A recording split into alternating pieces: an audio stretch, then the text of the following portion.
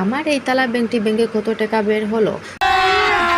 अभी मजा आएगा ना भिड़ो। সো হ্যালো এভরিওয়ান, तो चलिए शुरू करते हैं। আমি আপনাদের হাত দিয়ে দেখো আমার এই তালাটিতে আমি রেখেছিলাম শুধু 10 টাকার কয়েন্স আর 5 টাকার কয়েন্স,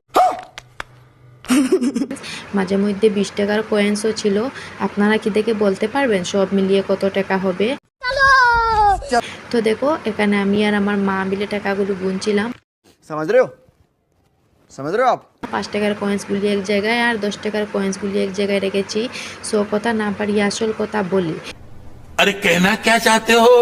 এই টাকাগুলি আমার না, আমার বাবার।